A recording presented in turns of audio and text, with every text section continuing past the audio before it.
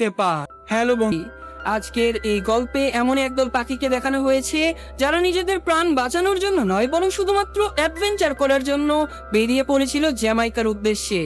কিন্তু তাদের এই যাত্রা অনেক ভয়ঙ্কর ছিল। তো চলুন বেশি কথা না বাড়িয়ে সরাসরি পাখিগুলোর ভয়ঙ্কর এই যাত্রার গল্পটা শুরু করা যাক। গল্পের শুরুতে আমাদের ডেভিড নামের একটা হাঁসকে দেখানো হয় যে কিনা তার বাচ্চা ছেলে মেয়েকে একটা ভয়ঙ্কর গল্প শোনাচ্ছিল। যে গল্পের মধ্যে তাদেরই মতন একদল হাঁস নিজেদের বাড়ি নিজেদের পুকুর ছেড়ে পালিয়ে যাবার চেষ্টা করেছিল, কিন্তু জঙ্গলের মাঝে হঠাৎ করে তাদের উপরে শিকারী পাখিরা হামলা করে দেয় এবং সেই হাঁসের বাচ্চাগুলোকে মেরে ফেলে। আসলে ডেভিড তার বাচ্চাদেরকে ভয় দেখানোর জন্য এইসব গল্প করছিল, যাতে করে তারা কখনোই এই পুকুর ছেড়ে কোথাও না যায়। আর তখন ডেভিডের স্ত্রী মিলা এসে তার মুখ বন্ধ করে দিয়ে বলে যে বাচ্চাদেরকে সাহসী হতে শেখাও, ভীতু নয়। এসব আজগুবি গল্প বন্ধ করো। ডেভিড মিলাকে বুঝাতে থাকে যে চিন্তা করো না, আমি বাচ্চাদেরকে খুব ভালো শিক্ষা দিচ্ছি যাতে করে ওরা নিরাপদে এখানে বসবাস করে।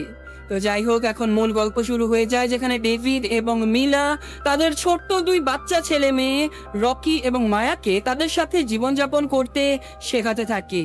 তারা একসাথে বাচ্চাদেরকে সাঁতার কাটা, আকাশে ওড়া, এই সব কিছু শিখিয়ে দেয়। আর এভাবে বেশ কয়েক মাস কেটে যাওয়ার পরে বাচ্চারা যখন সবকিছু শিখে গিয়েছিল, তখনই হঠাৎ করে তাদের পুকুরে বাইরে থেকে একদল বিদেশি হাঁস উড়ে এসে বসে। বিদেশিদের দেখা পেয়ে বাচ্চা হাঁস দুটো প্রচন্ড আগ্রহ করে তাদের সাথে পরিচিত হতে চলে যায়। আর সেখানে রকির সাথে বিদেশি একটা হাঁসের বাচ্চা মেয়ের পরিচয় হয়। সে মুহূর্তের মধ্যে সেই মেয়েটাকে অনেক পছন্দ করে ফেলে। আর এখন ফাইনালি সেই বিদেশি হাঁসগুলোর সাথে দেখা করার জন্য তাদের বাবা মাও চলে আসে। এখন ডেভিড এবং মিলা সেই বিদেশি হাঁসগুলোর সাথে গল্প করতে করতে জানতে পারে যে তারা সবাই শীত থেকে বাঁচার জন্য দল বেঁধে জ্যামাইকা থেকে উড়ে গিয়েছিল দক্ষিণ দিকে। এখন তারা আবারও জ্যামাইকাতে ফিরে যাচ্ছিল। বিদেশি হাঁসগুলো তাদেরকে বলতে থাকে যে তোমরা যদি চাও আমাদের সাথে জ্যামাইকাতে যেতে পারো, ওটা অনেক সুন্দর জায়গা, ওখানকার সমুদ্রের পানিগুলো জল জল করে জ্বলে ওঠে। এই কথা শুনে মিলা প্রচন্ড আগ্রহী হয়ে গেলেও সাথে সাথে সেখানে ডেভিড এসে বলে যে সরি, আমরা কোথাও যেতে পারবো না, আমরা এখানে অনেক ভালো আছি, আপনাদের ঘোরাফেরা শেষ হলে এখান থেকে চলে যেতে পারেন। বিদেশি হাঁসগুলো কিছুক্ষণ সেখানে অপেক্ষা করে তারপর উড়াল দিয়ে আবারও রওনা দেয় জ্যামাইকার উদ্দেশ্যে। বেচারা রকি তার পছন্দের সেই বিদেশি হাঁসটাকে উড়ে যেতে দেখে প্রচন্ড কষ্ট পায়। আর তাছাড়াও মিলা এবং তার বাচ্চারা সবাই অনেক স্বাধীনচেতা ছিল। তারা সব সময় এই ছোট্ট জায়গাটা থেকে বেরিয়ে পুরো দুনিয়া দেখতে চেয়েছিল, কিন্তু ডেভিড তাদেরকে নিরাপদে রাখার জন্য এই জায়গা ছেড়ে কোথাও যেতে দেবার জন্য রাজি হচ্ছিল না। তাই তারা সবাই মন খারাপ করে ঘরের ভেতরে চলে যায়। আর বেচারা ডেভিড একা একা বাইরে বসে অনেক চিন্তা ভাবনা করে যে এভাবে বন্দি জীবন কাটিয়ে দিয়ে কি আসলেই সুখে থাকা যায়। তাই সে একজন বৃদ্ধ হাঁসের সাথে পরামর্শ করে সিদ্ধান্ত নেয় যে আজকে রাতেই তারা সবাই জ্যামাইকার উদ্দেশ্যে রওনা দেবে। তো যেই ভাবা সেই কাজ, ডেভিড তার স্ত্রী এবং সন্তানকে ঘুম থেকে ডেকে তুলে জ্যামাইকাতে যাবার জন্য প্রস্তুত হতে বলে। আর তখনই সেখানে ডেভিডের বড় ভাই ড্যানি চলে আসে। ড্যানিকে দেখে ডেভিডের বাচ্চা মেয়েটা তার কাছে অনেক অনুরোধ করতে থাকে যেন তিনিও তাদের সাথে যায়। তাই ফাইনালি বাচ্চাটার এমন অনুরোধ দেখে আঙ্কেল ড্যানিও তাদের সাথে যাবার জন্য রাজি হয়ে যায়। আর এখন ভোরবেলা তারা সবাই একসাথে একটা ছোট্ট পুকুর থেকে উড়াল দিয়ে রওনা দেয় সোজা জ্যামাইকার উদ্দেশ্যে। কিন্তু পথিমধ্যেই তারা দেখতে পায় যে এই এলাকার সকল পাখিগুলো উল্টো দিকে উড়ে যাচ্ছে। কিন্তু তারা যেহেতু কখনোই সেই ছোট্ট জায়গাটা থেকে বেরোয়নি, তাই তারা পাখিদের এমন চালচলন দেখে কিছুই বুঝতে পারেনি। তারা নির্বিঘ্নে এগিয়ে যেতে থাকে। আর দুর্ভাগ্যবশত তারা একটা ঝড়ের কবলে পড়ে যায়। তারা সবাই মিলে কোনো রকমের ঝড় থেকে বাঁচার জন্য একটা জায়গায় লুকিয়ে পড়ে, কিন্তু তখনই তাদের সাথে বিশাল লম্বা একটা পাখির দেখা হয়ে যায়। পাখিটাকে দেখে তারা প্রচন্ড ভয় পেয়ে গিয়েছিল। তারা ভেবেছিল এই পাখিটা হয়তো তাদের বাচ্চাগুলোকে খেয়ে ফেলবে, কিন্তু বাস্তবে এই পাখিটা তাদের নিরাপদে রাত কাটানোর জায়গা দেবার জন্য নিজেদের বাড়িতে নিয়ে যায়। সেখানে গিয়েও ডেভিডের পরিবার প্রচন্ড ভয় পেতে থাকে।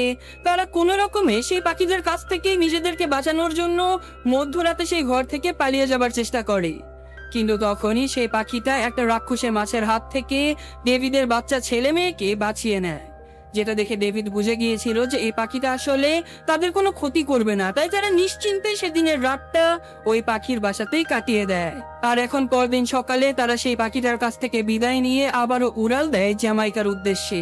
পথিমধ্যেই উড়তে উড়তে মেঘের উপরে উঠে যায় তারা। সেখানে তারা অনেক মজা করতে থাকে, কিন্তু মজা করতে করতে তারা আসলে ততক্ষণে নিউ ইয়র্ক সিটির মধ্যে চলে এসেছিল। সেখানকার উঁচু উঁচু বিল্ডিং এর ভেতর দিয়ে তারা ঠিকমতো উড়তেই পারছিল না। তারা উঁচু দেয়াল এবং যন্ত্রাংশের সাথে আঘাত পেয়ে কোন রকমের রাস্তার গাড়িগুলো থেকে নিজেদের প্রাণ বাঁচিয়ে একটা ডাস্টবিনের ভেতরে পড়ে যায়। কোন রকমে তারা নিজেদের প্রাণ বাঁচিয়ে নিয়ে যখন প্রচন্ড খুশি হয়ে গিয়েছিল, তখনই তারা দেখতে পায় যে আঙ্কেল ড্যান একটা কাপড়ের মধ্যে আটকা পড়ে গেছে। তিনি সেই কাপড়টা সহ উড়ে শহরের বাইরে চলে যায়, আর তারাও আঙ্কেলের পিছু পিছু বাইরে গেলে দেখতে পায় যে আঙ্কেল ড্যান অনেকগুলো কবুতরের মাঝে আটকা পড়ে গিয়েছিল, কারণ তার হাতে একটা স্যান্ডউইচ ছিল। তারা সবাই গিয়ে কবুতরের হাত থেকে আঙ্কেল ড্যানকে বাঁচাতে থাকে, আর তখনই সেখানে কবুতরদের একজন লিডার চলে আসে। লিডার তাদেরকে দেখে চিৎকার করে বলে যে আমার এলাকায় তোদের ঢোকার সাহস কিভাবে হলো। ডেভিড সহ সবাই যখন প্রচন্ড ভয়ে রীতিমতো কাঁপাকাঁপি করছিল, তখনই সাহস করে মিলা সেই লিডারের সাথে কথা বলে এবং মুহূর্তের মধ্যে মিলা তার সাথে অনেক ভালো বন্ধুত্ব করে ফেলে। তারা সেই লিডারকে জানায় যে তারা আসলে জ্যামাইকাতে যাবার জন্য বেরিয়েছে, কিন্তু তারা রাস্তা ভুলে গেছে। এই কথা শুনে কবুতরের লিডার তাদেরকে বলে যে কোনো চিন্তা করো না, আমি একজনকে চিনি যে কিনা জ্যামাইকার সকল রাস্তা চেনে। এই কথা বলে লিডার তাদেরকে নিয়ে একটা রেস্টুরেন্টের ভেতরে চলে আসে, যেখানে ড্রেক্স নামের অনেক সুন্দর একটা পাখিকে খাঁচায় বন্দি করে রাখা হয়েছিল। পাখিটা তার বন্দি দশার জন্য প্রচন্ড কষ্টে কান্নাকাটি করতে থাকে। আসলে ড্রেক্সের বাড়ি ছিল জ্যামাইকাতে, তাই সে কান্নাকাটি শেষ করে তাদেরকে জ্যামাইকাতে যাবার ঠিকানা বলে দেয়। যদিও হাঁসগুলো তার ঠিকানা কিছু বুঝতেই পারছিল না, কিন্তু তবুও তারা সিদ্ধান্ত নেয় যে ড্রেক্সকে মুক্ত করে তারা ড্রেক্সকে সাথে করে নিয়ে জ্যামাইকাতে যাবে। কিন্তু এই খাঁচার চাবিটা ছিল এই রেস্টুরেন্টের মেইন শেফের কাছে, যিনি ছিল প্রচন্ড রাগী একজন ব্যক্তি, আর তিনি হাঁসের মাংস অনেক পছন্দ করত। এইসব কথা শুনে ডেভিড প্রচন্ড ভয় পেয়ে যায়, কিন্তু তার বাচ্চা ছেলে রকি একা একাই সেই চাবিটা উদ্ধার করতে যাবার জন্য বেরিয়ে পড়ে। যেটা দেখে ডেভিড তার বাচ্চাটাকে বাঁচানোর জন্য ভয় পাওয়া সত্ত্বেও সে নিজেই চলে যায় সেই রান্নাঘরের ভেতরে চাবিটা নিয়ে আসার জন্য।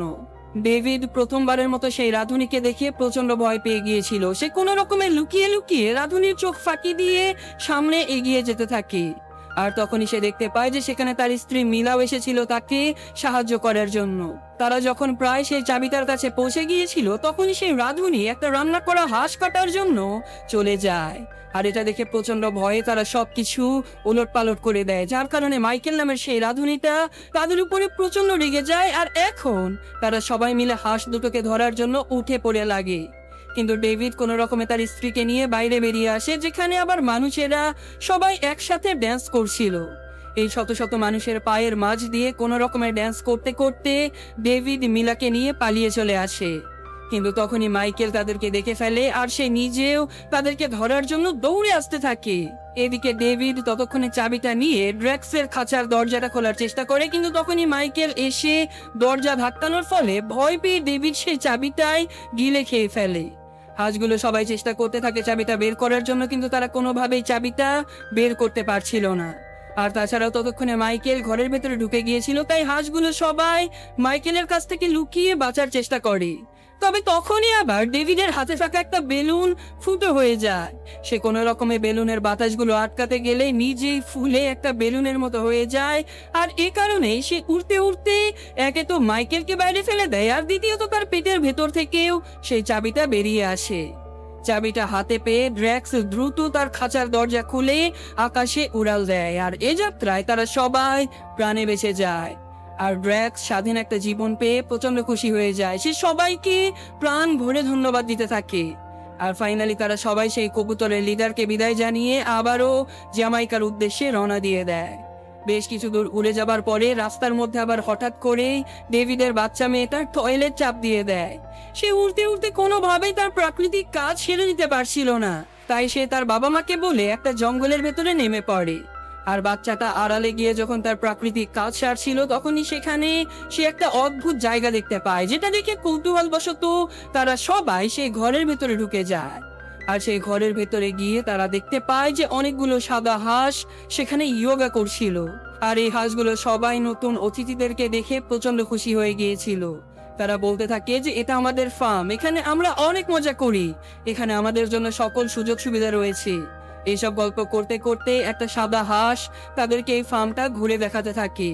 যেটা দেখে তারা সবাই মিলে এই ফার্মের ভেতরে প্রাণ খুলে মজা করতে থাকে। কিন্তু তখনই বাহিরে ধোঁয়া উঠতে দেখে রকি কৌতূহলবশত দেয়াল টপকিয়ে যখন বাইরে তাকায়, তখনই সে দেখতে পায় যে মাইকেল নামের সেই লোকটা তার গাড়ি নিয়ে এখানে এসেছিল। আসলে এই ফার্মের হাঁসগুলোই মাইকেল তার রেস্টুরেন্টে রান্না করে সবাইকে খাওয়াতো। আর এই কথাগুলো না জেনে এই সাদা হাঁসগুলো সবাই গিয়ে ট্রাকের ভেতরে উঠে যায়। কিন্তু ডেভিড এবং তার ছেলে রকি দুজনেই সেই হাঁসগুলোকে বাঁচানোর চেষ্টা করতে থাকে। আর এইসব করতে গিয়ে রকির ডানাগুলো ছিঁড়ে ফেলে দেয় মাইকেল, যেটা দেখে ডেভিড রেগে মেগে তার ছেলেকে বাঁচানোর জন্য মাইকেলের উপরে হামলা করে দেয়। কিন্তু মাইকেল এবার ডেভিডকেও মারতেই যাচ্ছিল। তবে এটা দেখে ট্রাকের ভেতরে থাকা সকল হাঁসগুলো তাদেরকে বাঁচানোর জন্য ছুটে পালিয়ে যেতে থাকে। আর এতগুলো হাঁসের আঘাতের কারণে মাইকেল তাদেরকে ধরতে তো পারেই না, উল্টে সবগুলো হাঁস এই ফার্ম ছেড়ে ডেভিডের সাথে উড়ে পালিয়ে যেতে থাকে।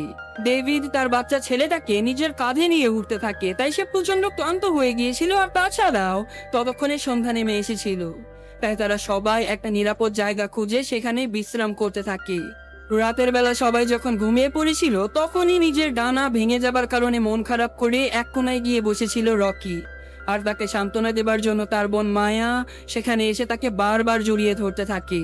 কিন্তু অপরদিকে মাইকেল রেগে মেগে সেই হাঁসগুলোকে খোঁজার জন্য এবার হেলিকপ্টার নিয়ে বেরিয়ে পড়েছিল।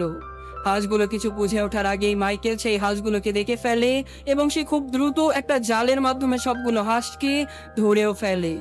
তবে এ যাত্রায় দূরে থাকার কারণে রকি এবং মায়া দুজনেই প্রাণে বেঁচে গিয়েছিল।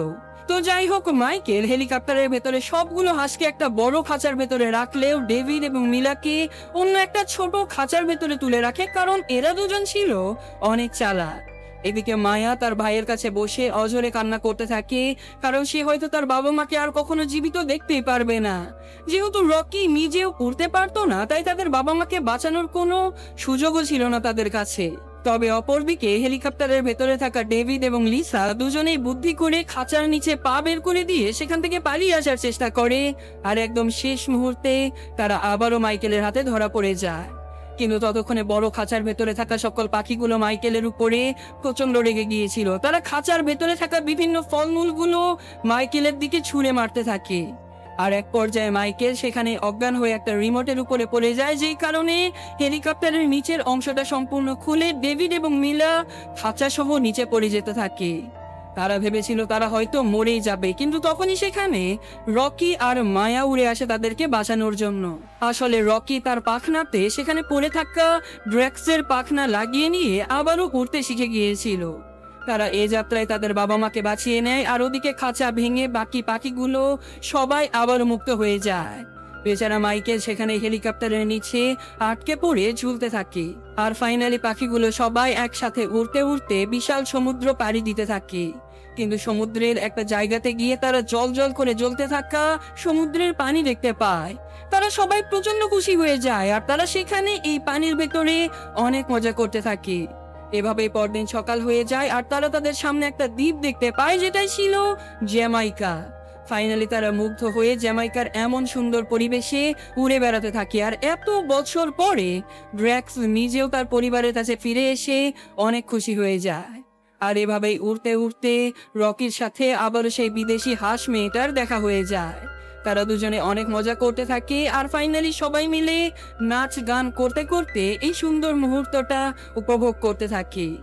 আর এভাবেই তারা কয়েক মাস সুখে শান্তিতে এভাবেই কাটিয়ে দেয়। কিন্তু কয়েক মাস পরে একদল পেঙ্গুইন তাদের কাছে এসে অনুরোধ করতে থাকে যেন তারা এবার পেঙ্গুইনগুলোকে অ্যান্টার্কটিকা মহাদেশে মাইগ্রেট করতে সাহায্য করে। স্বভাবতই তারা কেউই রাজি ছিল না, কিন্তু পেঙ্গুইনগুলো একসাথে অনুরোধ করে আবারও তাদেরকে রাজি করিয়ে ফেলে। আর ফাইনালি তারা বেরিয়ে পড়ে অ্যান্টার্কটিকার উদ্দেশ্যে। আর এই ঘটনার সাথে সাথে আজকের এই মজাদার গল্পটা শেষ হয়ে যায়। তো কেমন লাগলো গল্পটা কমেন্টে জানাবেন। আমি আজকের মতো বিদায় নিচ্ছি। আল্লাহ হাফেজ।